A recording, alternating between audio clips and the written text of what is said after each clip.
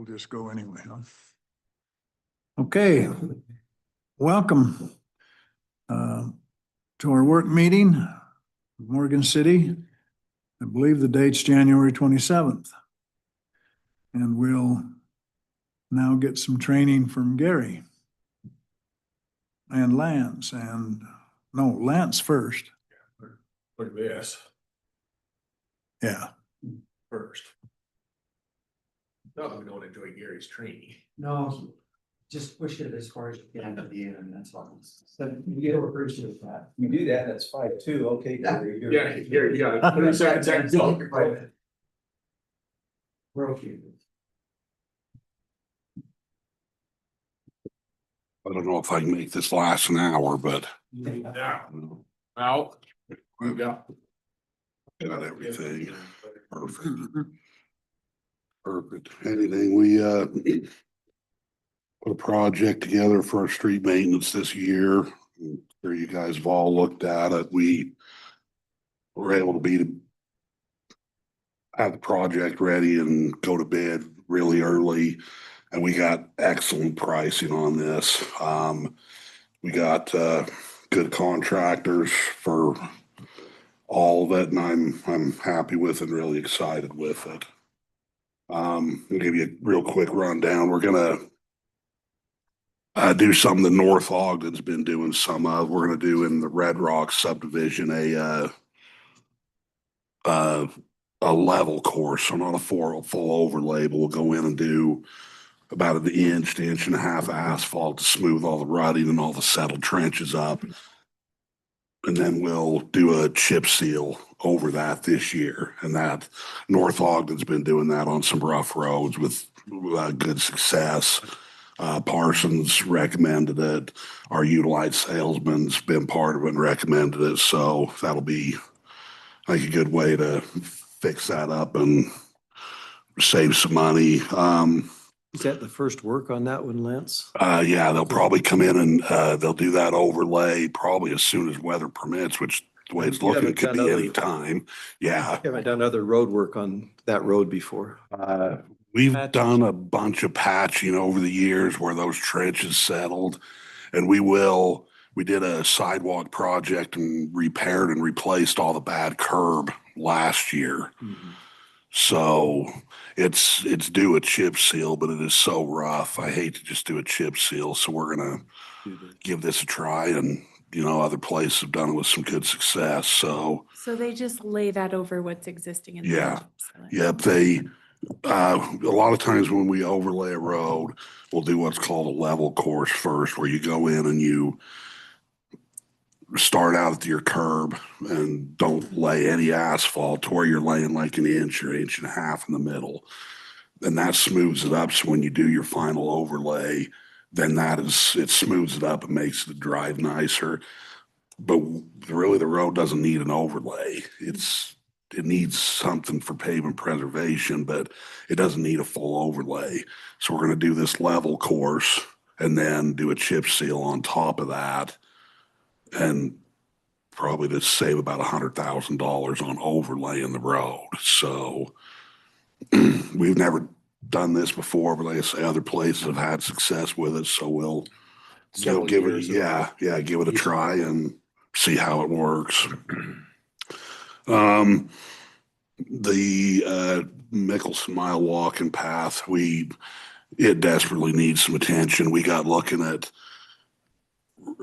patching and repairing and replacing when we walked it and actually measured up the areas that were good. I think we came up with almost half of it, or 45%, really needed to you're going to be completely, patching the whole thing. So when we got running the numbers, it just made sense. So you do that, then you got parts of it brand new and parts of it 25 years old. It just made sense for the dollar amount just to do a fresh overlay on the entire thing. And then we know we're good for years, instead of the stuff that we didn't do this year in 3 years is bad now. So we're going to do a slurry seal on the parking lot. It's got a lot of alligatoring and cracking, and put a little kind of a Band-Aid on it. I think long-term plans, we'd like to go in. There's no drainage. The parking lot's flat. It holds water.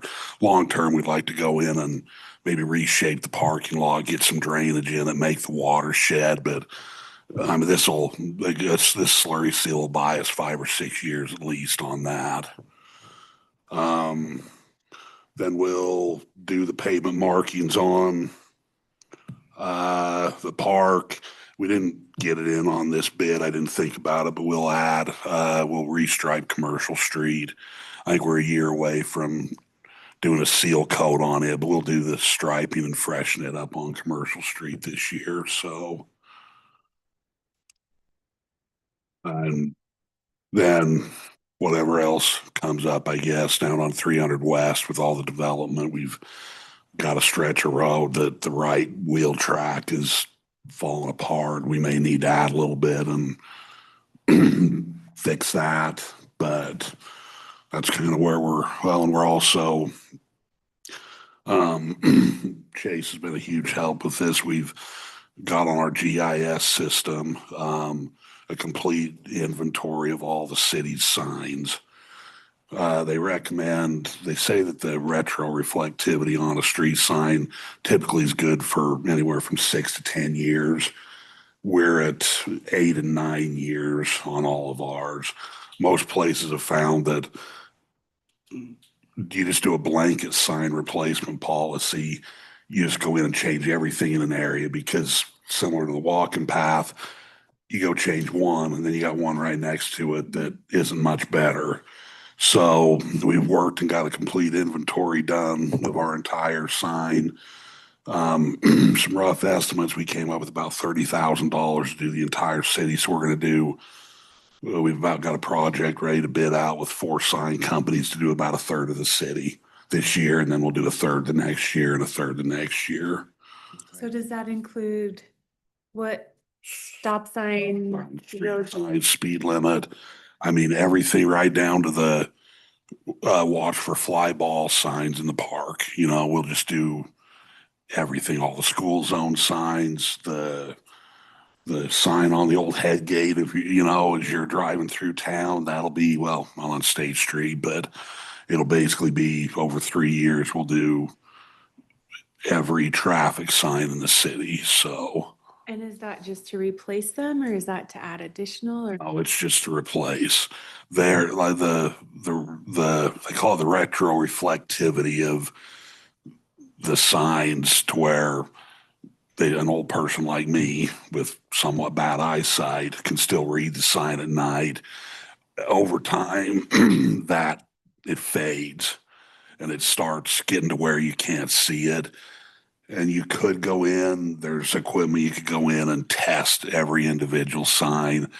But other cities and the Utah LTAP that we work with training with this, they've said they basically find that you're money ahead to just go replace everything rather than trying to every 8 years. Yeah, every 8 to 10 years. So anyway, so that's what we've got that about put together. And then as soon as we get that done, we're going to hopefully do a pretty good sidewalk replacement repair project this year.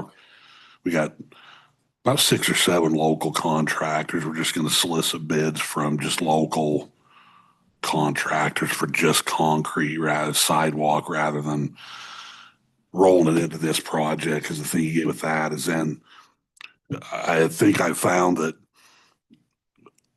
what I'd like to limit, and I think I'd be willing to pay more for this, I would rather one contractor come in and they're doing it all, from the removing to the pouring to fixing the sprinkler and the landscaping, because sometimes the guys removing get 2 weeks ahead, and next thing you know, someone's got a sidewalk tore out in front of their house for a month. And I would like to limit that to about 5 days. I want it tore out, poured, and restored in 5 days. And just keep it moving and, not get to where you're wanting to tear out 2 months worth of repouring and leave people in a mess for months. So I think picking a local smaller contractor will You know, we've been spend our money with some local people here, so I think that'll be a good project for us too, so. So Lance, educate me on the engineer's estimate is a lot higher in the chip and seal category. How does that happen? Well, It's usually the Matt- opposite, isn't it? Matt Harvigenson goes off of basically other projects they've done. In other cities and other areas, and they kind of have a tally, I guess, of what they figure your average cost to do certain projects are. Okay. So Matt uses that, and it's basically a best guess.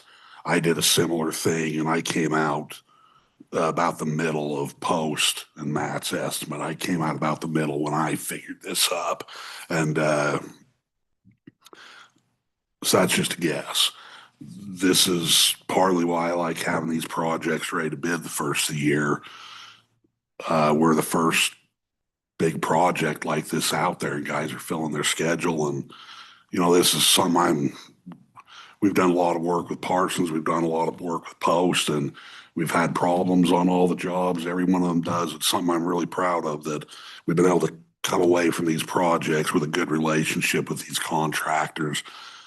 And they like coming up here to do work. And I think there's savings on having a good relationship with them. They want to come up here and work.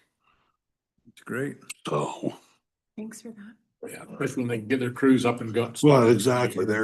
Well, one year, it was in the fall when they were actually doing our chip seal.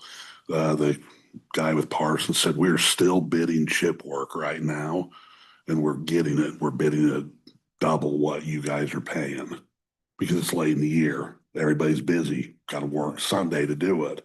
So the price goes up. And so I like getting these to bid really early. And, you know, sometimes it may cause us problems, because some might fall apart through the rest of the winter, that then we're figuring out in the spring, okay, what do we do to fix this? But I think in the end, when you get these good pricing and you get these good contractors who want to come up here, you can work with them to, if we got to add a little bit on 300 West or whatever comes up, so. You know, Super. Lance, it seemed like too during COVID and post-COVID that bids came in higher than engineers' estimates in general a lot of times. And I think so some of that's a reflection of the market. The bids are probably looking at historical information because that's all we have to work on, the engineer. But it may be that the market's slowing down a little bit. I saw just a headline that said our growth is quieted down some, and this may reflect some of that. They get more competitive. Yep, that's exactly right. I think things are slowing down a little bit with this type of work, and so they're looking to fill their schedules early and get some work on the books and get going. And I remember quizzing Ty that why are these bids so much more expensive than what our engineer is saying they're worth? And now we're seeing the opposite. So, I mean, it's good to see, because it tells you that maybe the answer is in market conditions that are current, that we you get don't know what. you get a swing one year from the next, something like that, and this could be double next year, depending on what happens. For that moment. Yeah. Uh-huh. Yep. That's why we go through the bid process. I wonder what project we bid, and Matt with Jones Associates bid engineer's estimate was lower. I looked down and said, Matt, Yeah. you don't even have a track hoe. How are you going to do this job? Yeah. You know, so it no, with good prices, good companies, it'll be we're getting a lot of work done this year for the money. So Awesome. Good deal. questions, comments, concerns, ideas? So they would, if this gets approved, then they would start right away, is what you said, or when they can? No, where there's no real like dirt work or anything. Like a lot of years with projects, they maybe would start right now this year, but where this is all asphalt, we got to get to where, you know, you're a low temperature of at least in the 50s at night, to to where you can get the pavement temperature up and, Yeah, I would Yeah. say next week. yeah. February's coming up. Valentine's Day. Yeah, and we may have some stuff starting, just there's some developer projects going on that we might have to do a little storm drain so we can get through their project before, there may be a few things come up that stuff may be starting earlier than this, but as far as this, they really can't do much, for late May, I'd guess May sometime. But And then how long will this project take to have it all complete? I'm guessing the seal coat on the park's probably gonna be 2 days. I think they figured they'd be about 2 days paving the walking path. The Red Rock, level course is probably about a day. Then by the time we chip seal they'll probably be here a week doing the chip seal. So there'll be about a week for that. We worked out this year. Well, as soon as tomorrow, I'll call and we'll actually start getting our chips delivered. We can get them cheaper now, and we'll stockpile them over by the Geneva Rock pit, over by the Hitchin Post on that piece of property. We can get them cheaper now, and we avoid their price adjustment in April. So we will start having some material delivered in the next week or two. But as far as this, won't be till March. And then when they come back in and do the fog seal over the chip seal, that'll probably be about 2 days. So Ty, how is this funded? What funds does it come from? BMC. BNC? And local option sales tax. Okay.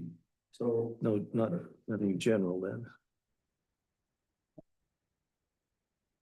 Yeah, so it's coming from our roads budget. One thing, we're gonna have to amend the budget for this year towards the end because we basically did 2 years worth of projects in the same budget year. So last year's projects got delayed until fall. They were all supposed to be in the spring. So this West Young Street project took longer than expected. So we did work in the fall and now we're gonna do work in the spring. And so we'll have to do an amended budget, but it's for two budget cycles. So we saved money last year, we'll overspend this year to make it work, but. I mean, this would use most of an annual allotment for B and C, wouldn't it? Oh, more than Yeah. BNC, yeah, They don't send us that much, it seems like. yeah. What does BNC mean?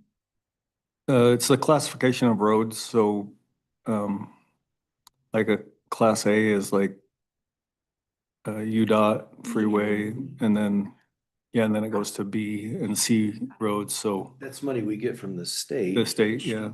It comes from gasoline tax, doesn't it? Yeah. Okay. Yeah, so it's just the So the title they give. state- Mhm. Okay, for road improvement in. Mhm. Is that based on miles or? Yeah. gas Yeah. sale? It's road miles that we have, so. Gotcha. Tell And them as to bump gas that up. prices go down. Yeah, well, taxes are down Income too, aren't prices. they? Yeah. Good point.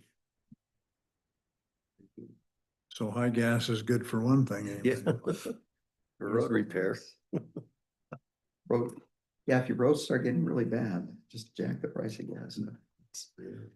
Then our maintenance projects even cost more, so it all balances out.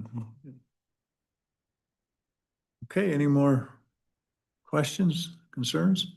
Lance, You didn't even need to rely on your expert witness, Chase back there. I like that. Jay's here. You answered. I tell him I'm training my replacement. I mean, Yeah, he's you better answered- looking, he's smarter, he's everything I'm not. One of these You days answered I'm all gonna the be working for questions him. well. So, Here to grow on the chin. He did. Yeah. Lance did turn around and look at him when he was talking about walking the Mickelson Mile, so I think that was a task that he might have assigned to. Yeah. we both did that. Okay. That's the tree roots. Couple of times, yeah.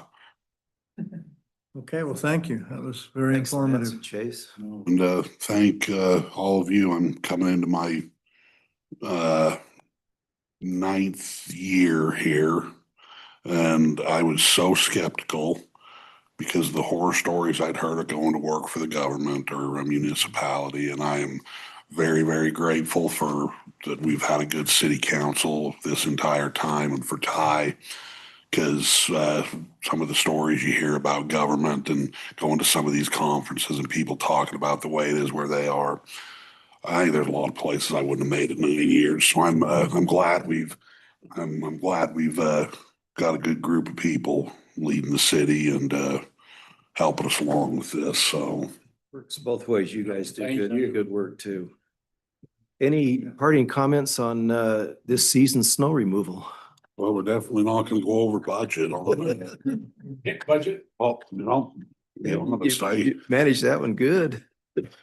I'll be honest, I was really hoping for a really, really big winter and some extra hours. I got Yeah. a motor back out of a pulling truck with serious problems. I was hoping for Need a little overtime? hoping for a few extra hours. I got toys to pay for, so Yeah. no, we've got a lot of other stuff done that a lot of years we wouldn't have been able to do because of the snow, but we've knocked out this entire sign inventory and almost have a project ready in 2 weeks, and we've been able to get a lot of stuff caught up on that's been pushed to the back burner. So it's been good. We need the moisture, but it's been good to get caught up. So 2 a.m. wake up calls, huh? now I've got to the age where I wake up anyway. So You wait. Yeah, not even there yet. Yeah, you're not there. Thank you. all right, You guys. thanks everybody. Kudos to Lance. Every time he comes up with a problem and gives me a call, it's solved by that afternoon by Lance, pretty Yeah. much. And some big problems. We've had some big problems over the years, but today was a good example. He gave me a call this morning. We had an issue that looked like, could turn to litigation if it wasn't handled right. And Lance goes out and negotiates it and tells me tonight that it's all fixed. So it's that kind of just a person that you need to have in the position he's in, and Chase will be following him. You're learning from the best, so. Well, you're only as good as the people you surround yourself with. So we're on a good team here. Appreciate it. Thank you, guys. Thank you Yeah, well, much. thank you. Thank you. Okay. UDOT training. I can't believe it. I got training, so we're good. Through every city, the thing that we're most willing to pay for and not get is exercise, right? Or education or training, municipal training. But it's interesting. I've been here enough years that I think we've done this almost in 2 years, it'll be 30 times every year for 30 years. But the government requires that we put you through this pain for at least half an hour to an hour every year. And so whatever time I'm given, I'm grateful for it. And it is important. I don't want to diminish the importance of the training, but it is. Just checking on a couple of things. Janet sent out just a notice. The best way to please the auditor's office up at the state, and that's really who we're looking at pleasing in a lot of these things, is to do it their way. And so they have training online for open meetings, and it's good training. And Janet, I think, sent the link to everybody. And if you would, get her this certificate of completion, which is supposed to be completed. Have we? Okay. And I need to get that to her too, as well. But in fact, I've got it right here. There we go. But that's number one. Number two is the auditor's office also requires just a commitment to ethics. And I think all of you signed that probably and just returned it to Janet. So that'll be great. And then the third thing is that we're going to talk a little bit about conflicts of interest tonight. But there's a conflicts of interest form that the city has that you have to fill out. It's a lot more complicated when you're running for election because they just added a tremendous number of things that you have to do when you're running for office and Is you the have to keep that auditor's update. office This adds is, this is actually the state legislature Okay. that added these things, but, if you fill out the forms, the conflict of interest forms that, we've got, that, I think Janet has, Yes. have all of you received that? Okay, if you filled out, and if they're not applicable, just put not applicable on it, and at least you have it filed. And then that will be kept online. Janet will keep that online. And people can go in and take a look and see what your conflicts might be. It's a lot more complicated when you get to the state level. And I mean, literally to the point where your spouse also has to file the same conflict of interest form. They changed that last year. And anywhere there might be a conflict with what your spouse does, I'm not sure where that might be. It might be the Relief Society, you know, the passing messages back and forth. Yeah, from the mayor to the, or his wife. But Run into trouble. that has to be done at every single year. So it changes every year, just a little bit. And so we're going to clip through this as quickly as we possibly and painlessly as we possibly can. And if this works for us here. Cookies make it less painful. Thank you. guys. Thank you, guys. Oh, thank you for putting up with this. This will be good. Let me just go to, okay. Got to get the right one, otherwise it doesn't advance. Okay, we'll just do it their way. Okay. First of all, are there any questions that you have as a council that we rarely have an opportunity to sit down and just talk about issues? I listened to the Speaker of the House talk to the legislature today. Did you attend that online?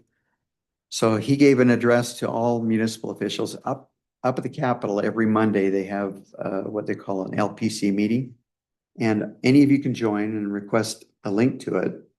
And you get an update as to exactly what they're doing up there and the types of issues that they're dealing with. Gas tax, for example, today he was talking about the fact that they realize that gas tax is not cutting it for cities. Exactly what Ty said, that it's just not covering the cost of infrastructure. And if you don't cover the cost of infrastructure, you don't cover the cost of building in the city. And so they're looking at a change in the gas tax. We've got a lot of fuel that comes through this valley. In fact, we've got a 1,200 PSI pipeline that comes right through the middle of Layton and goes all the way down to the refineries down there. And they don't charge a penny in tax when it goes out to other states such as California. From Wyoming, it comes down to Utah, is refined, then goes down to California. Ends in Bakersfield, I think is where that pipeline ends. And we've got, I can't remember how many pipelines like that go through Salt Lake, but we've got a lot. And you see it every time you go down to downtown Salt Lake. And so they're looking at the possibility of broadening the base and charging tax to those individual entities, or essentially using our pipelines for coming through Salt Lake, being refined here, and then going out, it won't reduce the cost at the pump, but it'll at least maybe shield us a little bit from the fluctuations that occur at the pump as a result of people not using as much fuel. If you got that type of if you got high prices, and then also if you got low prices, we're not getting the fuel tax that we need. And then the other big one that I heard him talking about was they've got enough apartments. According to the Speaker of the House, we're inundated with apartments. Our kids are all moving into apartments, and for the very first time in 3 years, the cost of renting an apartment has actually gone down. It's dropping. It's dropping Wow. because There's so many. of them. Yes. Mhm. And we're aware of that even up here in Morgan, right? We've had a lot of that happen up here. And so the legislature this year is looking at maybe broadening that and looking at ways to incentivize ownership. In whatever way the city decides it wants to incentivize ownership. Last year, there was a bill that talked about deed restrictions, allowing for deed restrictions so that somebody who purchases a home, at a low income level will not be able to sell that, flip it the way that a lot of these corporations are doing, flip it right away and turn it over for a higher profit. That's adversely affecting the market and our kids, the people that we're trying to provide homes for, the starter home folks are not able to afford it because they're being flipped by these big. We had one at the end of our street that was bought from the estate of a lady who passed away. And the next thing you know, you've got a full crew in there and they're tearing everything out, and where the home would have sold to a young couple for around 400,000. Now it's up around 550. So they bought it specifically for the purpose of flipping it. They're aware, the legislature's aware of that. The thing that we're cautious of, as I listen to him, and sorry to divert a little bit, but is that they're looking, the mandates are always the catch, right? Federal government mandates the state and the states try to mandate the local governments. But it doesn't work very well when you try to do that, when you try and force kind of a square peg into a round hole type thing. And what he was saying today is, we don't really care how you do it, but we need to provide starter homes for people, whether it's townhouses, whether it's the condominium model, or whether it's smaller lots and, separate lots. The preference, I know at the legislature, is the smaller lot. So to mix the smaller lots with the larger lots, to use some type of a mix of residential housing. But I thought it was interesting that those were the focuses of what he was talking about or what he spoke about. And if those are his focus to the league, they're probably going to be his focus during the session too. They're going to be focused on all of that. Would they provide, tools or help you talk about, go back to your opening statement about apartments? I remember somebody telling me about Harriman, and the city manager or mayor or someone there said, we have more than our fair share of apartments. If a market is demanding apartments and developers able to build and rent, what control would the state have if we have too many apartments?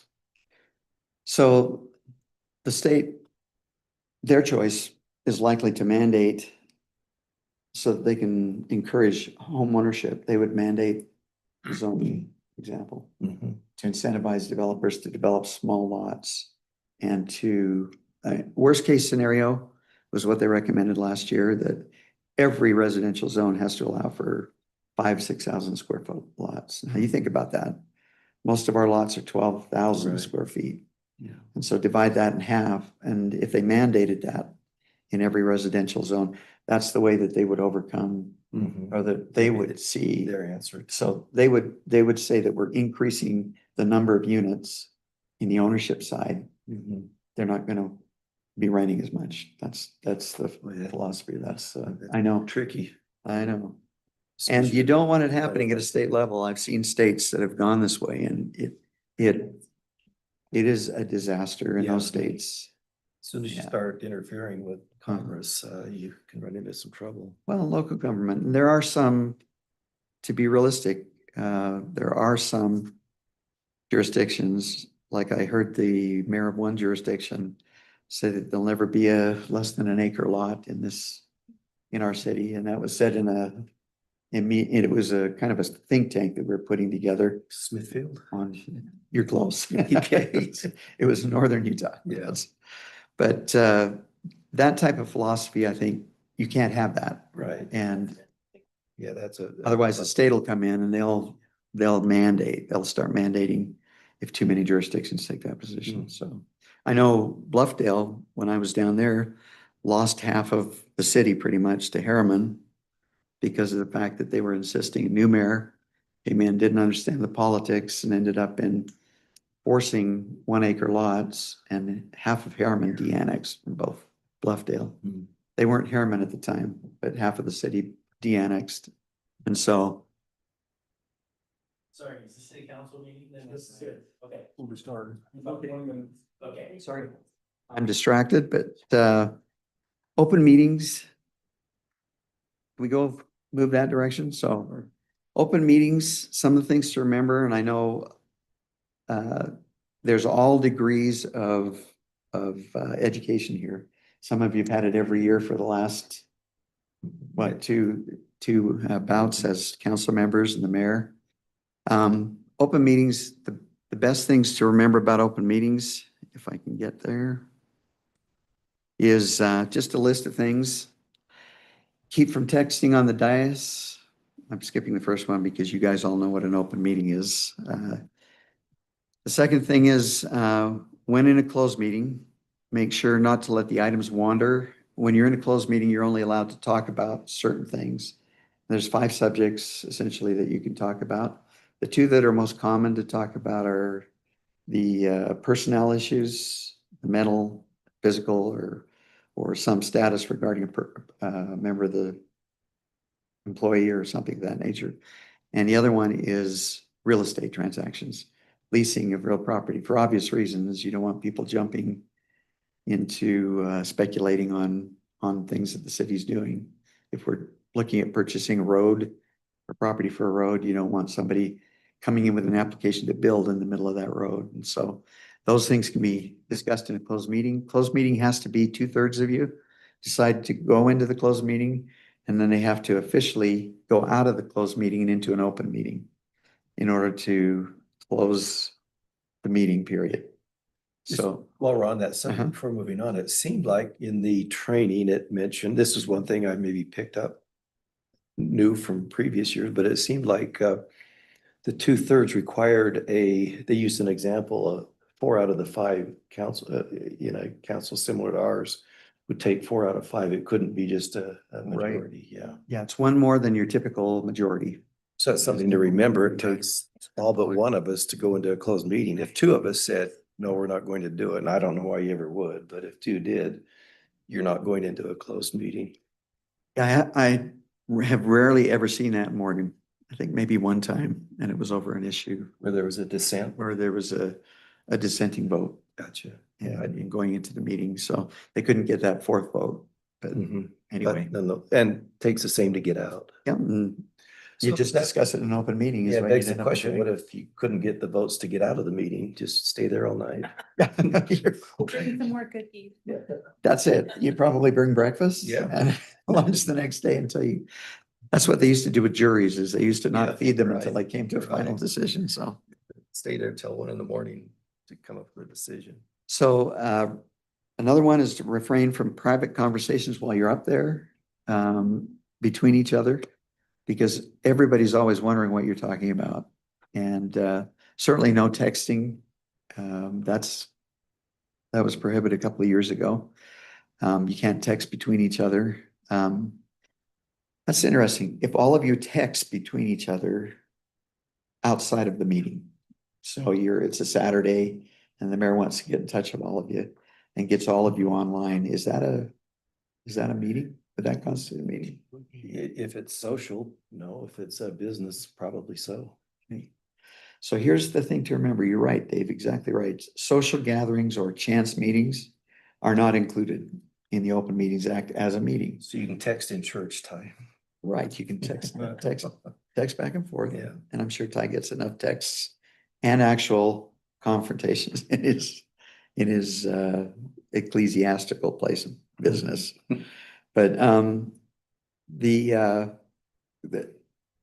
the key words are this, that it has to be convened when you pull people together, pull these council people together for the purpose of transacting the city's business. And so if you're not convening the 3 of you meet out in the parking lot, you're not talking about something that's on the agenda or something that you've got to make a decision on, or something that surely will come before the council. You're okay. There's no problem. It's funny because every time I'm kind of the 800-pound gorilla in the room. Whenever I'd walk into the mayor's office in Layton, they'd always check to see if there were 3 of them there, 3 council people there. And It doesn't matter as long as you're not talking or convening for the purpose of transacting business. To define convene, though, that includes a public notice of the meeting, correct? Or it could just be an invitation. Okay, it doesn't need to be publicly. Right. noticed. Mhm. So, No. for example, today I sent a text to everyone and I said reply back to me separately so that I don't inadvertently create a public meeting. Right? So that if everyone on our chat group starts saying, well, I'm going to St. George, I'm not, Yeah. then the conversation could easily get into, By the way, what about Something. this? yeah, or, you know, how much does this cost or what are we paying for it or stuff that would go right into city business. So it's just safer to, And there have been cases where the mayor has polled the council on an issue. For example, you know, I want to appoint this person to a position. As long as you don't poll the council, the three of you together, you can actually, the mayor can actually do that, or a council person do individually. can contact individuals. As long as you do it individually and not as a collective body, then you're okay. Avoid ex parte communications. Ex parte means outside of the council meetings. To the extent you can, city councils are given a lot more discretion than the planning commission is, because you're elected to listen to people.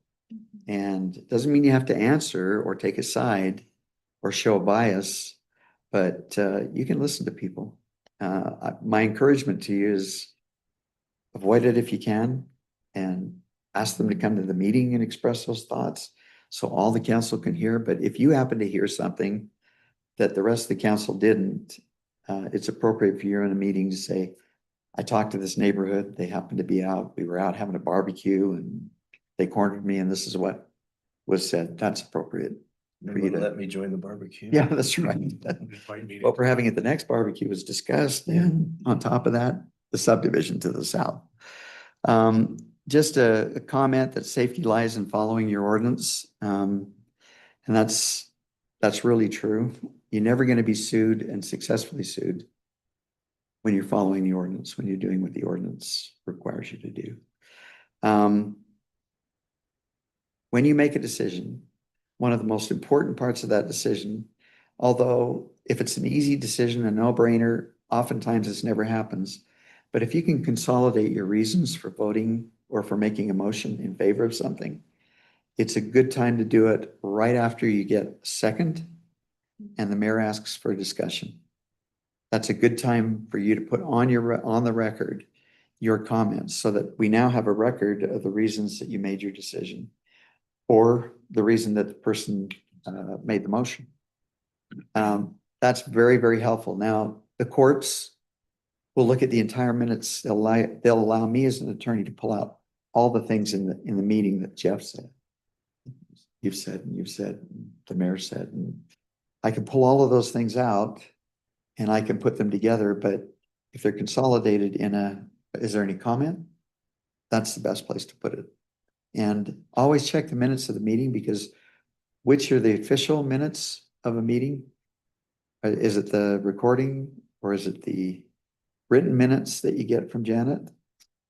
Or Would it be the approved written minutes? approved written minutes? That's the only thing that the court will be receptive of. Now, the recordings may be able to clarify some things, but they are not the official minutes. Draft would not be official. And a lot of the decisions you make, if they are appealed to the district court, are appealed just on the written minutes. So a judge can't look outside of those. He can't look at new evidence, especially in land use decisions. We've coined it in our code to say that the record is what the judge can look at. And that's what the judge looks at when he makes a determination of whether or not the decision was valid or not. So those minutes are really important. Excellent. Our meetings, Kate said the other night that our meetings are some of the shortest meetings that she's ever been to. And it's really, a lot of it comes down to the mayor and the person that's running the meeting, Mayor Pro Tem. And the mayor has the authority to control the meeting. Conversations should go back through the mayor. That should be the official way that it happens. In other words, it might be just something as simple as, Mayor, can I make a comment? And then a comment would be made. that controls the meeting and it controls the diatribe. The same thing is true with the public. They should make all of their comments essentially to them through the mayor. And the mayor gives them permission to speak at the meeting. The reason that's important is not to be sticky, but simply to be able to control the time and the repetitiveness sometimes of things that are said, and to make the meeting as efficient as you possibly can. When it's not the case, I've seen meetings go to midnight, and rarely here. I don't think I've seen it here in Morgan. We had a But, work until uh, midnight once. We did have, didn't we? Close. I remember that. Just cut short of going into the next day. I remember that. I don't even remember what we were talking about, It but was probably me. I do remember. Ty was going over his It accomplishments. was, whatever. It would be true. We No, didn't make it right up to. I think it was a negotiation of my contract, and so we spent quite a bit of time in a closed session. So I sat in my office for, A while. He ordered pizza. Yeah. He did. Getting a little nervous for you. That was one of the very few meetings that has gone as long as it did. Any questions on open meetings? And we'll quickly move to conflicts of interest. Going to make it simple for you that if conflicts of interest in the state of Utah are, let me just see if I can get down here. They're self-declared. So the mayor's not going to tell you that you have a conflict of interest, you need to step down. You make that determination. And essentially, the rule of thumb is if you own a pecuniary interest in a business that does business with Morgan, if you own if you're doing a transaction with the city, for example, Jeff Wardell, a lot of times his company was actually doing business with the city. So he would declare, I'm part of Wardell Associates and my company is actually one of the companies bidding on this. And then he actually stepped down whenever he had that type of a conflict. And my advice to you is to step down, step out if you do feel that you have a conflict. The rule of thumb is just simply, if you don't feel that you can make an unbiased decision because of a monetary or pecuniary interest, then you should probably step down. But having said that, if it came to an interest that affected you, everything affects you. Okay, everything that happens in Morgan affects you. And so you can't keep stepping down, you know, if for example, if you get opposition from your neighborhood, right? We've seen that before, or if you, it happens to be something, you're a realtor and it affects the way that we handle realtors in the city or something of that nature. Those are broad enough that, no, those aren't conflicts of interest. It's just, Concept of representation. That's why you're elected. that's exactly right. That's exactly right. And the same thing is true with your family. If your family, your son happens to be the one that is doing the subdivision that's coming before you, there is a pecuniary interest for him in getting that approved, or her. If it's a daughter that's doing it, getting it approved.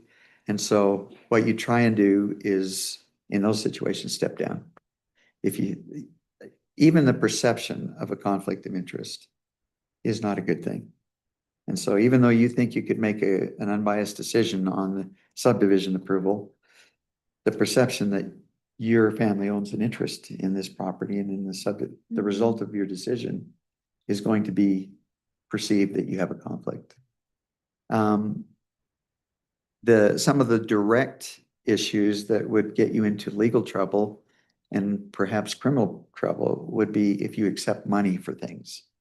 In the city, I think the state standard is $50 or less. You can't accept gifts of $50 or more.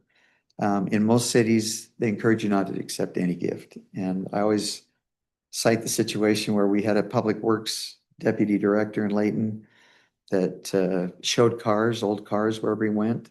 And a contractor that we did business with in the city had an extra trailer, an old trailer that he could put his cars on. And so we gave that to him, and that got him into trouble because the perception, even if it wasn't the actual way people feel, is that he's getting that trailer from this guy.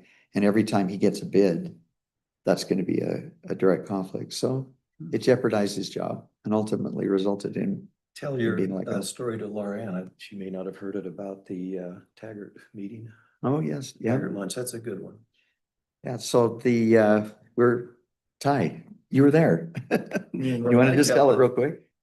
Yeah, so we had a proposed subdivision and it had some questions about like the city giving property to put in a road or not. So did we want a public road or did we want a private road? And so the mayor and the attorney and I got together to just talk about what are our options, like how do you even deal with a public piece of property? So there we are, like writing on a napkin, and the people that we were discussing this with just were eating there too, and they walked by and said, "Oh, hey, how's it going?" And so we're like, cover up the plan. It's like, It was the exact No. developer that Well, we're talking about. so then they walked out, and then we went to pay, and they said, "Your mill's covered." Like they had no idea we were talking about them. Ray Little was the mayor, and they in their mind, they were apologizing to Ray for being turds as kids in his classroom. Because now here they're grown up, they pay for our dinner, and so then I had to go tell them, We can't. we couldn't accept that. We got to refund the amount. So we had to do a separate transaction, and they felt so bad. Like they're like, They oh, were just trying to Oh, be they were- courteous. yeah, it was, yeah, So upset but about it. timing couldn't have been Yeah. like, here we are, and we're like, oh, Story. yeah, thanks for the mill that we can't accept and that already left the building. It was nice of them, but we're like, they had no idea we were even talking about them. It was pretty funny. And that happens a lot of times, especially in a small town where, people know you and they appreciate what you do. And so, I used to tease Jerry Stevenson because I'd always put him at the top of a list over at Cafe Sabor all the time whenever he'd come in for lunch, and he'd insist, no, you put me at the end where I need to be, because he says that's a pecuniary benefit to the mayor and you can't do that. But anyway, Deferred treatment. that's it. Yeah. So, So it's a little bit difficult if you grew up here and you have all kinds of friends and say you got gas at Nabco and one of your good friends runs in and you go to get your drink or whatever, and then you find out it's already paid for. yes, it is. But, the other thing is, you got to figure out how remotely some of these things are. For example, if he's just covered with a business license that you don't issue from the city, that's one thing, you're right? We're good friends and that would be the case. If you're doing business with him and he's providing the city with fuel or something of that nature, and he bids against other competitive bid, would that make a difference? Yeah, that's the big difference, right? Direct pecuniary benefit. The last item is just sexual harassment. And there's, I'm going to whiz through this, although this is probably the one situation or the one type of case that brings the greatest punitive effect on municipalities, either sexual harassment or retaliation for reporting sexual harassment pays big bucks. And I always cite the case of West Jordan, a police officer over there was harassed. They would make sexual comments about he and his wife and other things. It got to the point where it was so bad that he ended up suing over it. And he got a $250,000 judgment on that. Went back to work and they began to harass him again because of the judgment that he'd gotten and because of the fact that he'd succeeded. 2.5 million or 2.2 million, I think, is what West Jordan ended up paying on that one. So this is a big deal. And we don't often get the obvious type of sexual harassment, which is the quid pro quo, or where you got a supervisor that says, for exchanging sexual favors, then, you'll get an advancement or you'll get a bonus or whatever else. It happens, but rarely. That's the more common, is just where somebody becomes very uncomfortable as a result of the way that they're treated in the workplace. Probably one of the most significant types of cases in a couple of cities that I've been in, has been where we've had a really touchy supervisor or really touchy individual that, comes in and does the massage. Keep your space, whether it's male, female, or otherwise. There's personal space and that needs to be observed because it could be uncomfortable for the person that's receiving that attention. If it becomes so severe and pervasive in the workplace that it adversely affects their jobs, they've got a pretty good cause of action. And so the first most important thing is to attack it quickly, and Ty is good at that. If he gets a report that it happens, then he immediately, and the speed with which we take action reduces our damages in every situation. If Ty happened to be the focal point of that, you have other places that a person can go and they need to know, the employees need to know where that is. That's to the mayor or to myself or to any council person, actually. Those things could be reported and let us know as soon as possible, myself or Ty, and we can approach the situation. So it's important that we do it quickly, important that people know where to go. It doesn't matter if the person harassing is an employee or not an employee. So if somebody comes into the front desk, a contractor does, and harasses Teresa repeatedly, we still have a responsibility to stop that. And every employee in the city has a responsibility to create a culture where that doesn't occur. And so reporting it is important. Not allowing the culture to even raise its ugly head is important. But some of the biggest, like I say, some of the biggest lawsuits against cities, this is just 2019, and it's been worse since then. But you can see some of the amounts of money that have been paid out by cities as a result of damages that were paid. Are there any questions on that one? That's kind of I think we're getting you done 1 minute after the 7 o'clock meeting should start. But I hope this helps. If there's ever any questions, you got my number, you can call. Ty is a great resource. The other one that is a great resource is your HR director. She's been here for a long time and she knows a lot about Yeah. HR. And we have an hour and a half training on February 10th at 9 a.m. if anybody wants to come. So the whole city staff will shut the doors and everything and have a 1.5 hour training by the local governments trust. That's awesome. It's really good. Will you send an email about that, or do I need to make a note of that? I'll send a text to that same group that I did. That's harassment training? Yeah. Sexual harassment training. Sexual harassment and discrimination and workplace violence. But it's good to take the training as a whole group when everybody's here, because if anybody's experiencing anything that makes them uncomfortable or they have questions in their mind, it really helps sort out, Yeah. is this something or am I being oversensitive or, and so it's a good format. Is this an annual event or is it Yeah. something new? No, it's annual. Okay. So I wish I had another half an hour with you, but you're probably grateful that I We don't. can schedule more time. Thank you so much for putting up with us. It's always You guys good, are Gary. awesome. Thank you. So Thank you. Yeah. Let's move into our general meeting.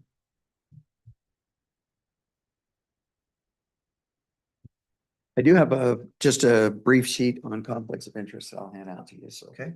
put this in your binders and All right. in your files. And Oh, great. Thank you. you bet.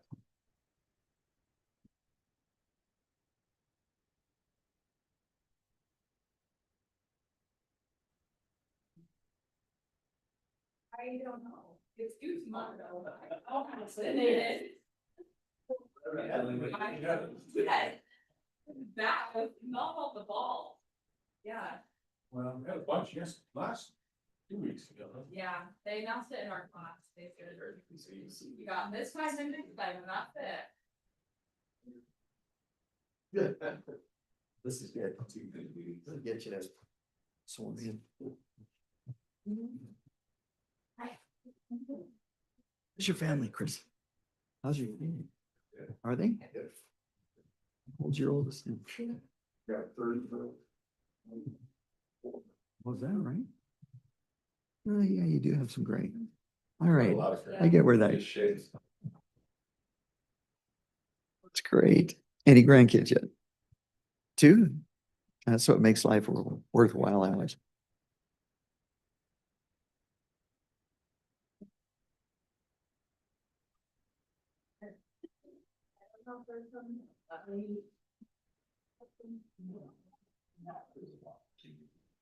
You up and going? What's that? You're good now? I had to get some power. Well, I was still about 50%, so. You know what?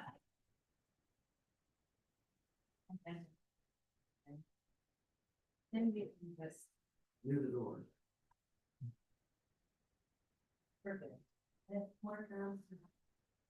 No, I was so. And look where he is. Just. Game's high, huh? Just like that, right? That's a good thing. Totally good thing. And we. You're good for the prayer, please. Whatever you'd like, I can do the prayer. You said- So, prayer. I like your pledge. Could you do that? Yeah. Thank you. They're alongside of it. Yeah, that's what I just checked. So welcome to our, sounds like we got more coming.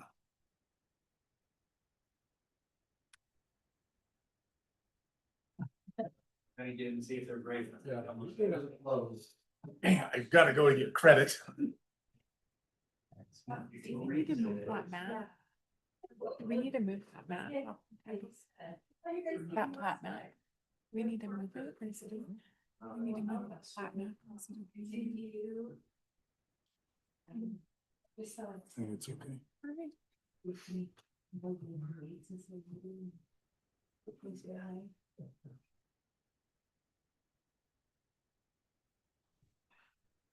Okay, we'll get started while they're signing in.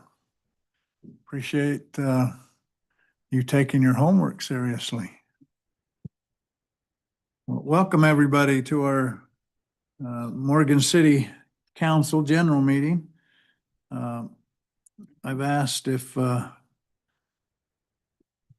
we can have a Pledge of Allegiance and a prayer, which students, I don't know. I don't know what's in the education system today, but we always pray. And hopefully that never leaves. So defend that, okay? Okay, If everybody would please stand and please repeat the pledge of allegiance with me. I pledge allegiance to the flag of the United States of America and to the republic for which it stands, one nation, under God, indivisible, with liberty and justice for all. Thank you. Ready? Our dear Father in heaven, we are thankful for this chance to meet as a city council among residents of Morgan, Utah. We ask you to be with us to help us to make good decisions that will be beneficial for all of those within our jurisdiction. We say these things in the name of Jesus Christ. Amen. And Thank you. Okay, I'm looking for a motion to approve the meeting's agenda. I'll make that motion to approve tonight's agenda, Mayor. I has a question. Oh, Sorry, we need to amend the agenda.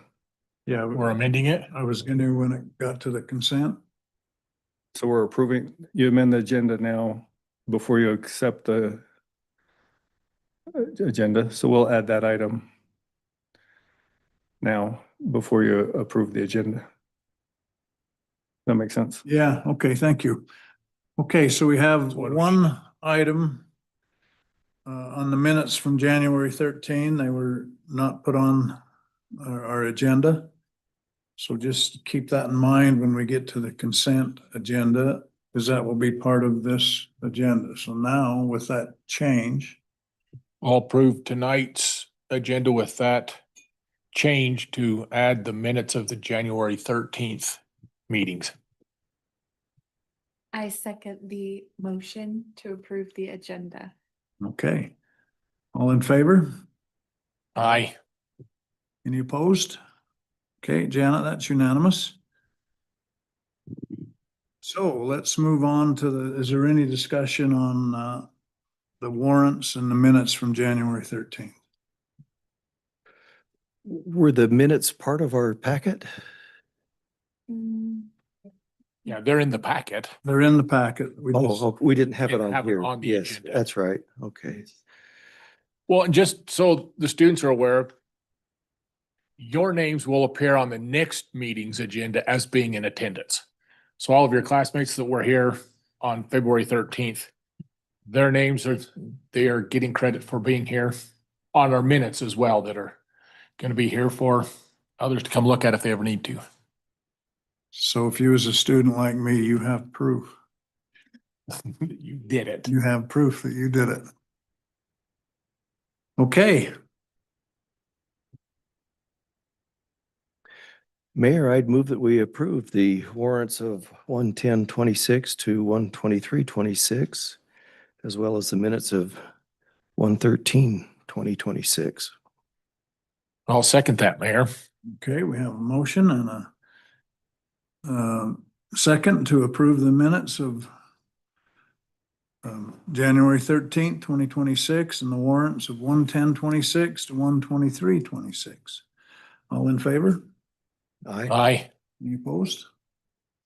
Okay, Janet, that passes. Okay.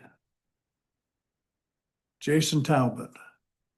We'd like to ask you to come to the pulpit and state your name and is there something else? Yes. Address. Great. My name is Jason Talbot. I live at 895 North Grandview Drive, Morgan, Utah. And good evening, Mayor and City Council members. I'm here to talk about an incident that happened August 19th, 2025. In the early morning around 5:56 a.m., my son Cameron began suffering from severe abdominal pain. We called 911 immediately. Unfortunately, over 20 minutes passed and no ambulance arrived, nor any Morgan County Sheriff arrived on scene. My son's pain continued to increase and worsen at that point. Unfortunately, I made a decision that no parent should ever have to make. I picked him up off the bathroom floor, carried him out to my truck, and put him in my truck and started driving towards the hospital. McCady Hospital from my house is 22 minutes away. But yet, there I was sitting waiting over 20 minutes, close to 24. As I put him in my truck and I backed up out of the driveway, I started heading down Mahogany Ridge. And I saw the ambulance coming around the corner off the old highway down there by the cemetery. No lights on, no siren, no emergency. I had to flag them down in the middle of the road as we transferred my son from the truck to the ambulance so he could finally receive the care that he needed. And that was major pain medication at the time. My son Cameron in 2016 was diagnosed with non-Hodgkin's lymphoma, Burkitt's. The tumor was in his belly and it had ruptured his bowel. He went through life-saving surgery at that time to repair his bowel. They removed 18 inches of it, and they removed a tumor close to the size of a grapefruit. He's battled cancer since that day, and during the 911 call, I let the emergency responder on the other end know of his condition and that it was emergent. Cameron was a pretty tough kid. The dangerous bowel obstruction that he had that morning was also complicated with portal hypertension from his chemo and the 30 rounds of radiation that he's received over the years and his 2 bone marrow transplants. These dangerous varices that come from portal hypertension from your portal veins being clotted off and back pressure building back into your spleen, your esophagus, your intestines, and very, very life-threatening variceal blood vessels throughout your body could rupture at any time. There's no way these clot off. They have to be surgically taken care of. Under that much pain that Cameron was going through, these could have ruptured at any time. But yet we sat there in the house or have a clear view over almost the entire city. And I saw no sirens, no lights. I heard no bells and whistles.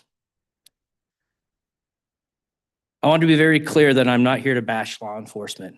I'm not, or the EMS responders. I'm not doing that. I myself is a wildland firefighter for the USDA Forest Service. I am the Center Director at Weber Basin Job Corps. I run an at-risk youth program of 210 students down at the base of at the mouth of Weber Canyon. I support law enforcement. I open up my center routinely to all agencies, sheriffs, SWAT teams, K-9 units, and cadaver dogs all train on my center. As I speak to you right now, there are 30 officers on my center right now doing tactical maneuvers inside my education building to better themselves on how to respond to local incidents throughout the valley. That ranges from Weber County, Sheriff, Davis County, Salt Lake SWAT, Layton SWAT, Clearfield, Syracuse, all the surrounding PDs. I know the 3 individuals that showed up that morning in the EMS very well, and they are amazing people. So I want to be clear that I'm not here to point blame because I don't do that. I run an at-risk youth program, and we practice routinely evacuations of our center. 210 students, and I have them off in less than 15 minutes with buses, accountability, and we're going safely. We conduct these monthly. But a response time over 20 minutes and with no sheriff response at nearly 6 a.m. is not unacceptable when someone is in a medical crisis. And I'm not saying that's the norm up here in Morgan because we love it living up here. We've moved in. I grew up in Layton my entire life. I know the Rich's family really well. I grew up with Jeremiah Moss. His mom is Jane Rich, and I spent my time up here living and running around Monday Town. I love this area.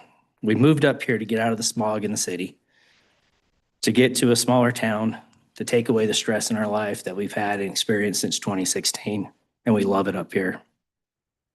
The question that I have tonight, knowing what parameters are, I know the NFPA code, I know the local response times for most areas and rural areas, 13 to 14 minutes. South Weber City is my local response unit that I come to, that I call. They're there within 4 to 5 minutes of my center. I know Sheriff Kelly really well, Davis County. His officers most of the time beat South Weber to our center if we do have a response or any kind of incident that's going on. And with 210 students that are coming to us at that center, I run a full residential living program, so they live at my center 24/7. It's pretty often, you know what I mean, that we're calling 911 for a sick kid or illnesses and stuff like that. I've never experienced a 24 minutes. And if I want to put him in the truck and met him halfway down the road, we probably would have been 35, 40 minutes before Cameron would have been on his way to the hospital that morning. So the question I have for the city council here tonight is, what do you guys feel an adequate response time is when there's a medical crisis? And I'm not saying this is the norm, but this is what happened to us. At 6:17, I called at 5:56. At 6:17, I got on my call log. I called my sister to let her know that I'm putting Cameron in the truck and we're heading to the hospital to please try to wake up my mom so that they could meet us there because I wasn't sure what was going on with him. That's an extensive amount of time. I asked my neighbors, they were in the neighborhood there that saw us get up, if any Morgan County sheriff even showed up. And they said no one even patrolled through the neighborhood. So I'm extremely concerned about that too. So as I said, I'm not here to blame, but I think that you guys should be aware of that issue that happened on August 19th. And it's taken us a little bit of time to come to the city council because we've been dealing with Cameron. Cameron just got out of the PICU last Friday. He's had to go in and get a 2-way spleno shunt, and he's also had to have a TIPS procedure that's been put in to help balance out these dangerous varices that he's got in his body. The TIPS procedure, if you guys read up on it, it's a bridge to transplant. hopefully Cameron down the road will be able to get a liver transplant down in some years going forward. And we're hoping that the dangerous varices will be able to be balanced out with the redirection of flow from his portal veins. But the condition Cameron had that morning with the bowel obstruction and the varices was a very dangerous and life-threatening situation that I would request and ask that the city council take into advisement for me this morning that no family, no dad, nobody should have to make that decision whether or not I should pick my son up and put him in the truck and drive to the hospital on my own, because if I call 911 in Morgan, I'm not sure if I'm gonna get an adequate response time to take care of a loved one who's in a medical crisis. Thank you for your time today. Appreciate what you guys do. Your job is not easy, I know. As a center director of the at-risk youth program, I'm under the microscope too as well. So I understand, but I feel that if I didn't come here tonight and I just kind of let it kind of go, that these are things that you guys need to hear, that you guys need to kind of look at. Morgan's growing, and I know that we moved to a small town too, but with it growing, there may need to be some times too that we maybe need to grow with it as well and not have a volunteer probably call in, maybe look at our protocols on 911, whether or not that was the trigger to not send the ambulance with lights and sirens going, why there was no sheriff response there. And maybe looking at, maybe we need to go down the road to where we have a full-time EMS response unit that's on site between the early hours. That way nobody is at that risk again. So I thank you for your time tonight, and I appreciate that. Thank you, Mr. Talbot. Thank you. And we appreciate hearing this. Just want you to know that, and it won't fall on dead ears. I appreciate that, Mayor, because that was, it's taken us a little while to come in. We've had a lot going on with our family. So, but it's been in the back of my mind, and I want you guys to know that. And I just want you to know too that I'm 100% supportive of our first responders and law enforcement. I've done wildlife firefighting for over a couple decades now. We put students out on active fire resources all throughout the entire summer. We're close to 135,000 hours out on fire within the area. We're the first response unit in the Unawassatch Cache from Idaho border down to the Provo Canyon. So we run a type 3 engine, hand crew, mobile kitchen, emergency dispatch, mechanized mechanical trails out of that Weaver Basin Job Corps. So I understand budgetary constraints, understand all that stuff, but when lives are on the line and things are there, don't put price tags on that. I don't do that at my center. You know, I go every year back to ask for money so we can have line gear, so we can have packs, so we can have the necessary equipment to retrofit out my students so that when they're out on a fire line that they're safe. So I ask that the city council seriously look at our life's worth budgetary stuff. Thank you. And there's one key word, and that's being aware. Yeah. And sometimes just thankfully that your son is on his mend, and but now we're aware of it, we'll move forward. Appreciate you guys. Thank you for your time. You guys do a great job. We love living up here. I want you to know that. And we appreciate everything you guys do for us. You know, you don't always get the credit, so I want you to know that it is recognized by the Talbot family, and we know how hard it is. And I understand living in a glass globe, you know what I mean? Everyone's looking at you and always armchair quarterbacking you. So appreciate what you do. Thank you. Thank you.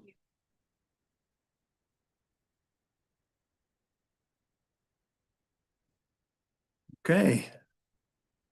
That kind of hits to the heart, so.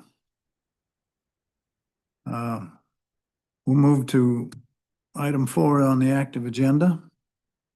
And we discussed this in the work meeting. Is there item A, a resolution authorizing an agreement with Post Asphalt and Construction for the 26th Street Maintenance Project, authorizing further negotiations and change orders necessary for the completion of the 26th Street Maintenance Project, Resolution 2603. Is there any discussion on that, or? I have one correction. On the second whereas, the city received, it said 7 and then the number 5. Probably change the word 7 to 5, Janet, if you would, for the reference project. Good eye. Ty? I'd just like to make a comment. As you can see in the resolution, it authorizes change orders and we got such good pricing that beyond what Lance was talking about today, then we might take opportunities to improve some other areas throughout the city. Additional stuff. Yep. So that's why it doesn't come with just a fixed dollar amount. So once we lock in the per unit costs, and our plan is to do a little bit more than what the bid amount. Just want to make sure you're aware of that. Approving the per unit cost, basically. Yeah, exactly. Thanks. And I'm reading through that decision will come from you. Working, of course, with Lance. Lance.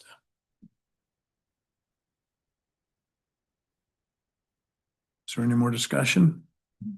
If not, I'm prepared for a Mayor, motion. after our work meeting earlier tonight and discussion with our road crew, we'll make the motion to approve resolution 2603, a resolution authorizing an agreement with Post Asphalt and construction for the 2026 street maintenance project, authorizing further negotiations and change orders necessary for the completion of the 2026 street maintenance project, with the change that Janet's going to make from the 7 to a 5. I'll second. Okay, is there any more discussion? Well, just to point out, we're grateful.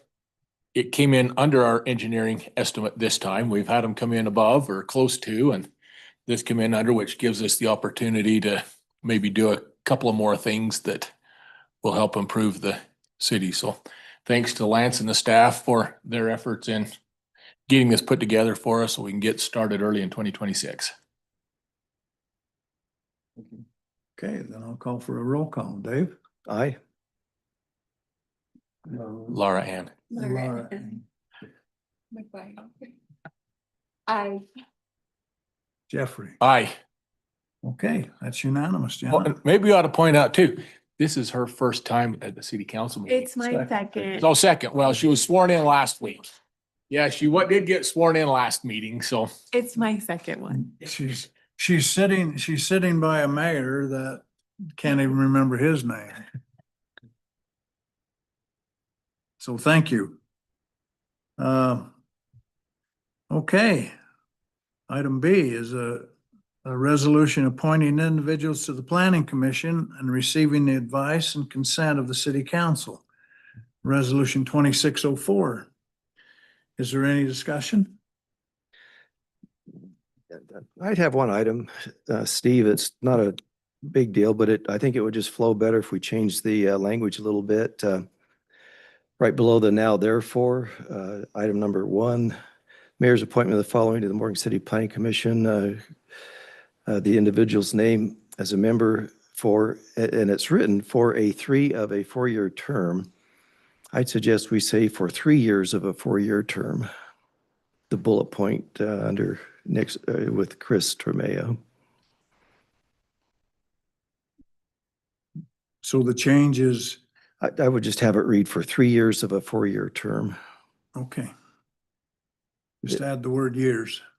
And Cleaner, not easier. it's got, well, yeah, we've got for a 3 of a 4-year term. It's implied that it's 3 years, but let's make it clear for 3 years of a 4-year term. Good eye, thank you. Is there any more Do we need a speech corrections? from Chris? We're gonna soon. Is this Chris? This is Chris right here. Oh, okay. Here. Oh, welcome. And Chris was introduced at the Planning Commission meeting last week and is willing to serve as an alternate for us. So we appreciate your willingness to help out, sir. Yeah. But it won't be an alternate. That's a beef. Let's see. I thought I understood an alternate. No? Well, that was probably the Okay. That may have been discussed. Initial last time, but now I discussion, think but- he's- Oh, well, good then. I the didn't, full timer now. I missed the memo, huh? Yeah, wonderful. Are we looking for alternates then? Yes. We can still take alternates.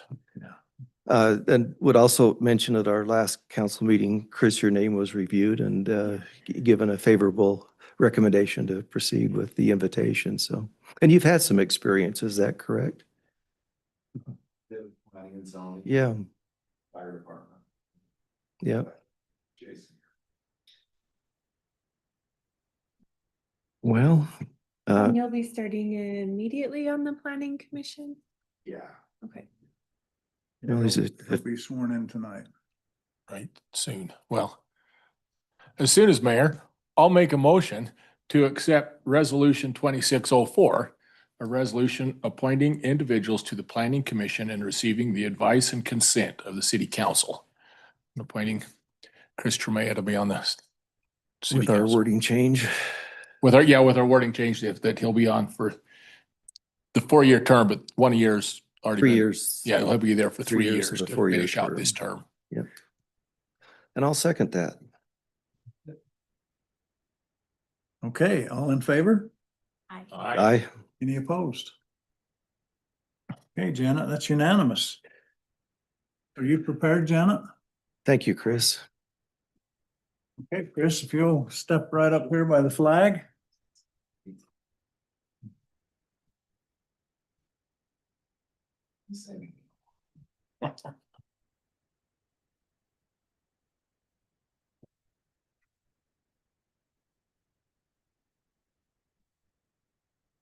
I, I, Chris Tremaya, having been elected or appointed to the office having been appointed or elected to the office of planning commission, of planning commission, do solemnly swear to solemnly swear that I will support, that I will support, obey, and defend obey, and defend the Constitution of the United States the Constitution of the United States and the Constitution of the State of Utah and the Constitution of the State of Utah and the laws and ordinances and the laws and ordinances of Morgan City, of Morgan City, and that I will discharge and I will discharge the duties the duties of my office with fidelity. of my office with fidelity.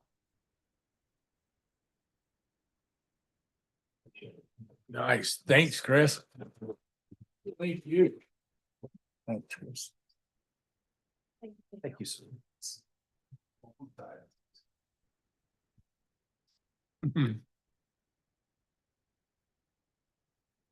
Okay, that was enjoyable.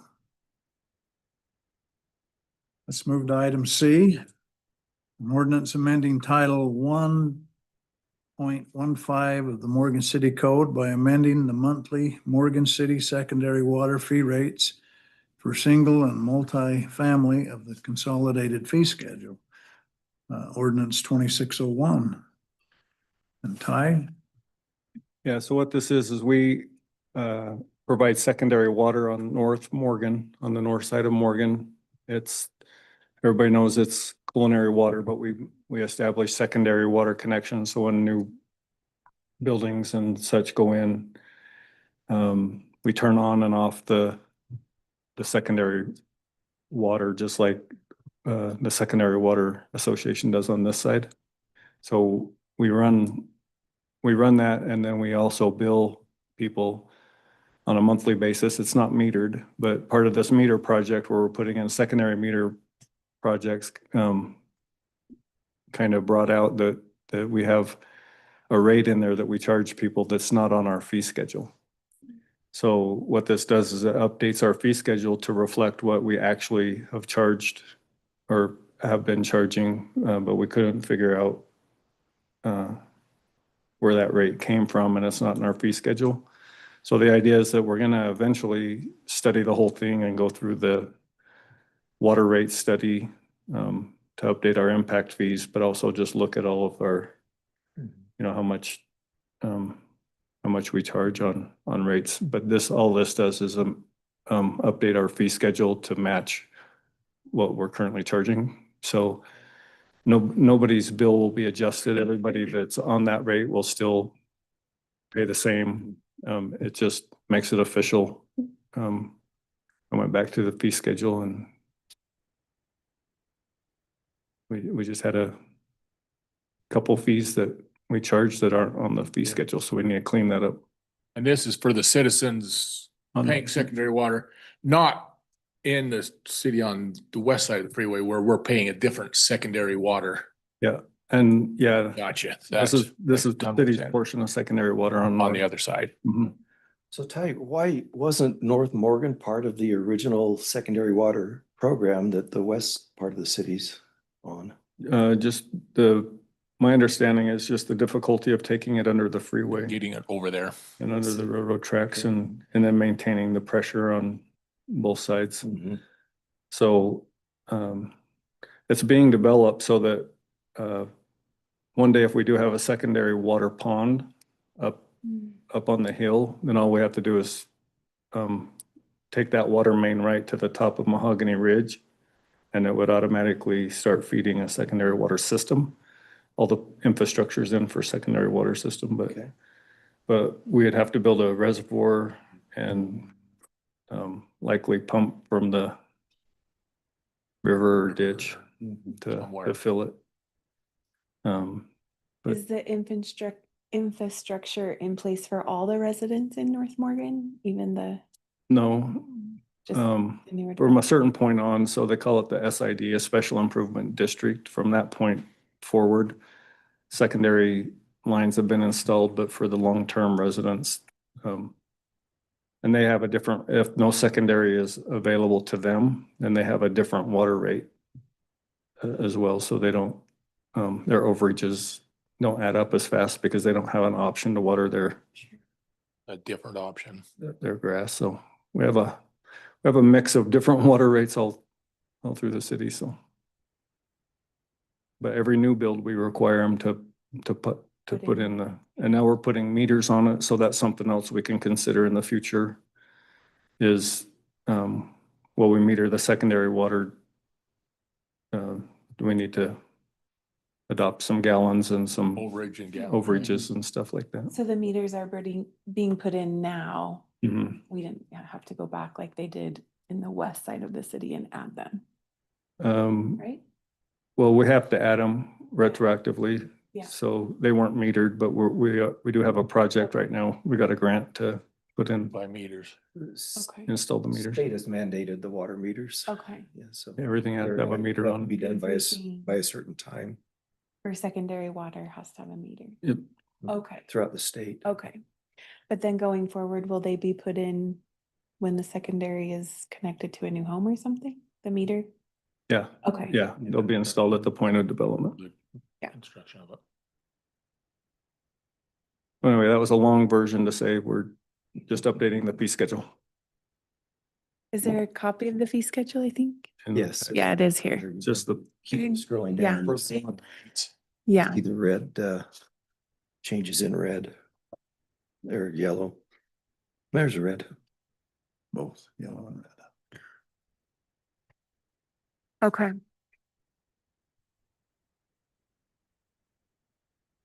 Mayor, if no more discussion, I'd move to approve ordinance 26-01, an ordinance amending Title I, Chapter 1.15 of the Morgan City Code by amending the monthly Morgan City secondary water fee rates for single and multifamily of the consolidated fee schedule, providing for repealer, providing for severability, and providing for an effective date. And I'll second that, Mayor. Okay, we have a motion to consider and a second. Dave? Aye. Aye. Aye. Aye. Okay. Any more discussion? Okay, Janet, that's unanimous.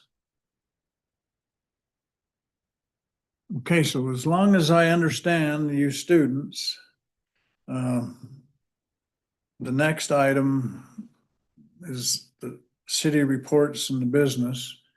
Now, in the past, some have left because there's a time limit that you have to be here to qualify. Or you're welcome to stay. I'm just giving you the option.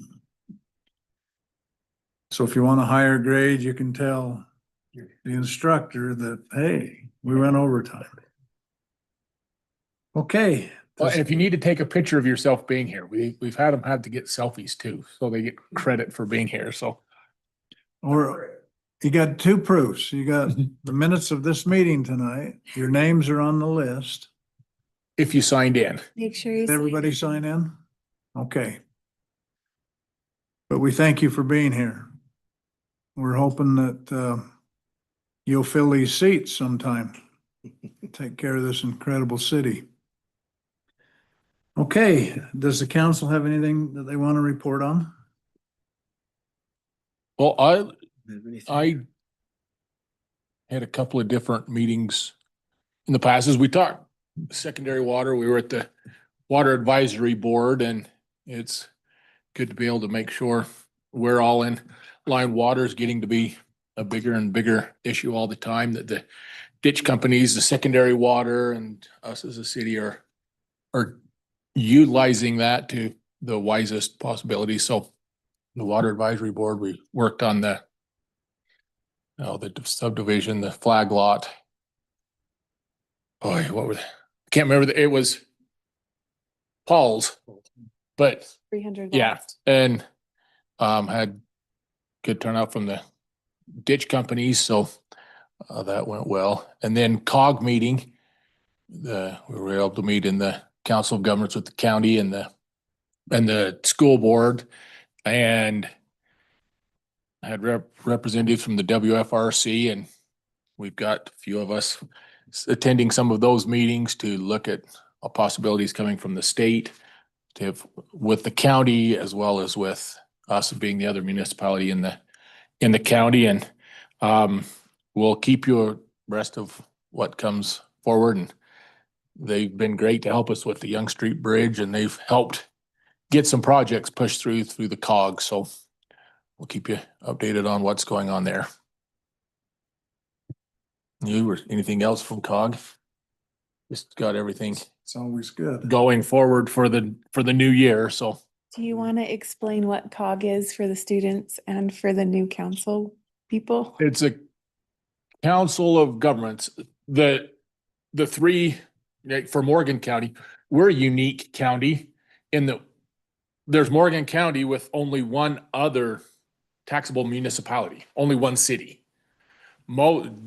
Davis County has Layton and Kaysville and Farmington and Bountiful and a whole bunch of cities that all come together to, and the state mandates to be able to distribute and move state funding around for roads and transportation and other stuff.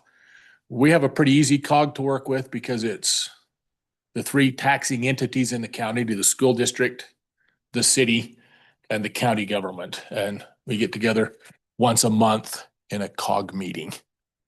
And I get to represent the city, mayor and I and Tony on that. So And one of the big keys is that we prioritize projects there. Yeah. Put them in the line where of most important. Doesn't always mean that that's that it's gonna be that way, because something Yeah. always changes. And one of the big successes, the Young Street Bridge over here. Hallelujah. That took a long time to get that figured out, a funding source, and COG helped Is all get the money to three help entities pay with that. Yep. Okay, That's all I have, Mayor. just for young students, everybody else probably knows, but if there's a new construction, then they put water shares towards the city.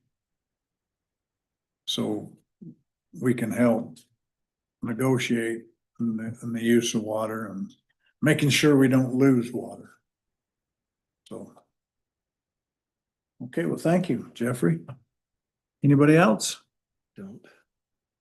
Okay, Ty?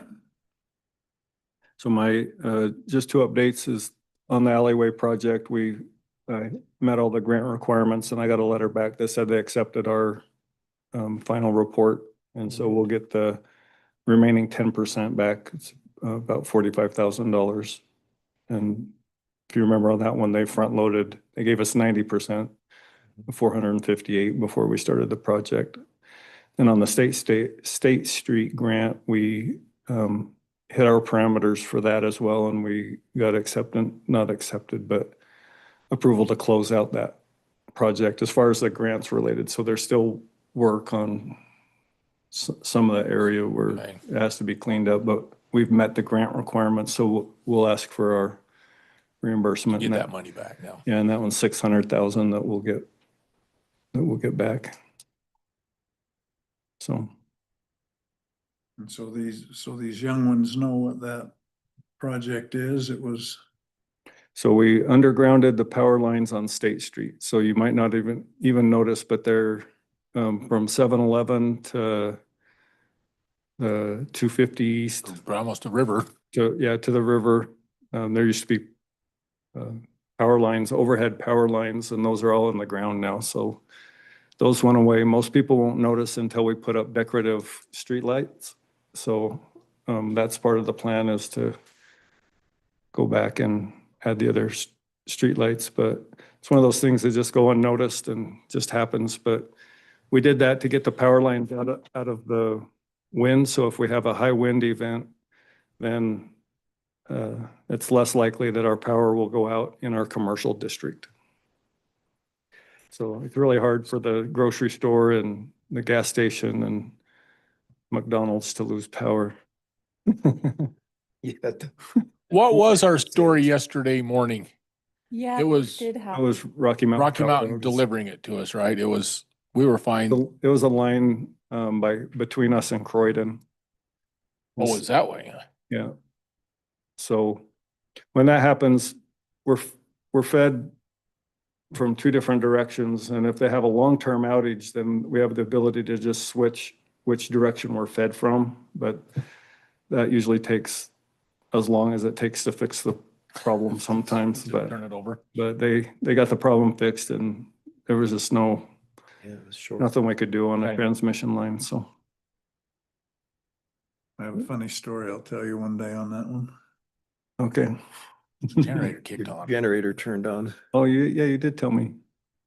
Well, my generator turned on, but it gets serviced once a year, and I've had it for 2 years, and it's never had to have a power outage. So when this went out, I could see my generator running, but I didn't have any power in the house. So the last guy that serviced it flipped the breaker to off. So You're in the darn with the rest of them. darn, I wanted to try it. That's funny. So Your only chance. So I tried it. I ran my house for 3 hours just On on your the generator. After we had power, but I disconnected my power. Your ice cream stayed frozen. Yes. Good. One of the other cool things I would mention is, if you remember, we have that notification app for Oh, yeah. outages, and our message went out, but we also received a lot of people using the app notifying us that their power is out. So the whole public doesn't see all of the Right. all the incoming The ones. back And and so forth. I'm still signed up to receive all those. So my phone just, All night long. Huh? yeah, it just kept. I didn't know there was an app. I'm gonna start using it, so you. get- Yeah. Hey, you need to get on it. 'cause People you don't get know it right in in the it. morning, I was able to right? get up. Oh, yeah, the power went out. And here's what. It was Everybody on doing it them. at 3 in the Hours morning. out, yeah. Yeah.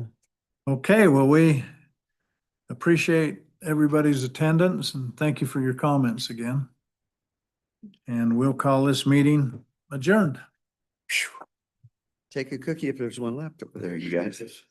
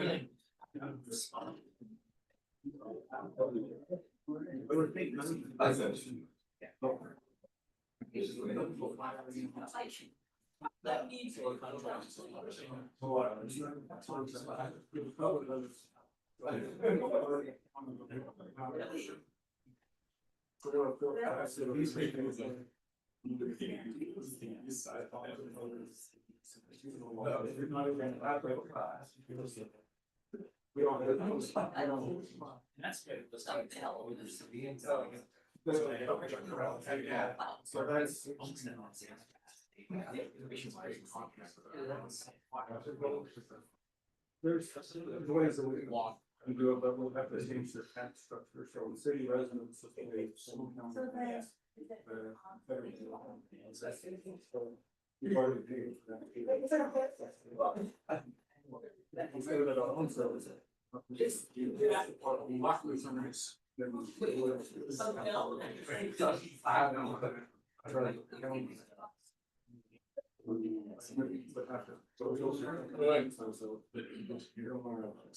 Have another tax burden, but. It makes you back in the year.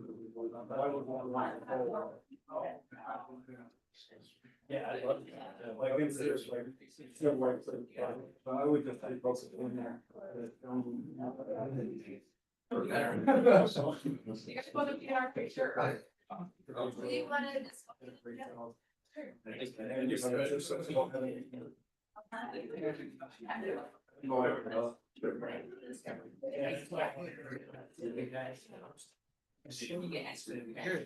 Take a piece of it. Go on and pick indoors, you know, But if you go to the same things. Yeah.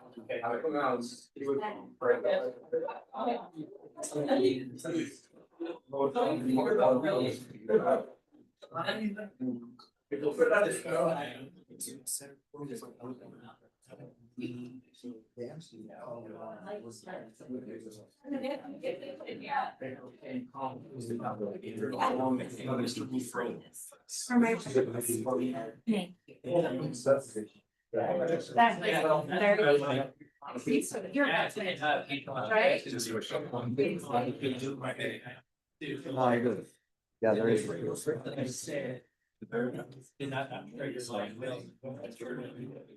Yes. Okay, all right. Exciting.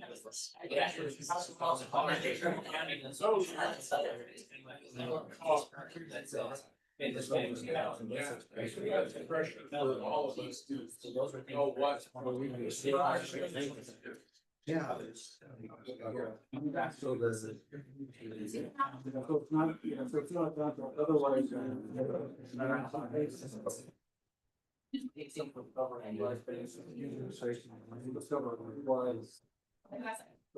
Thank you. Yeah, thank you.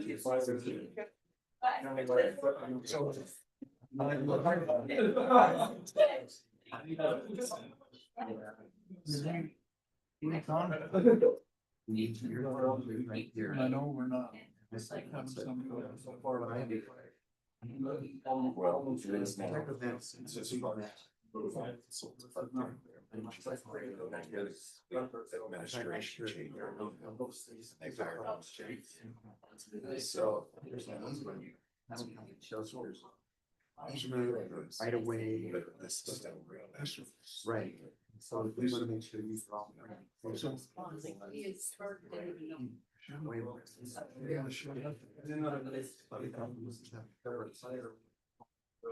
Over here. That's what. I'm not sure it's in. I'm sure. I heard it because it seems really far. Maybe we'll send. Yes. You're not gonna call, but. Yeah.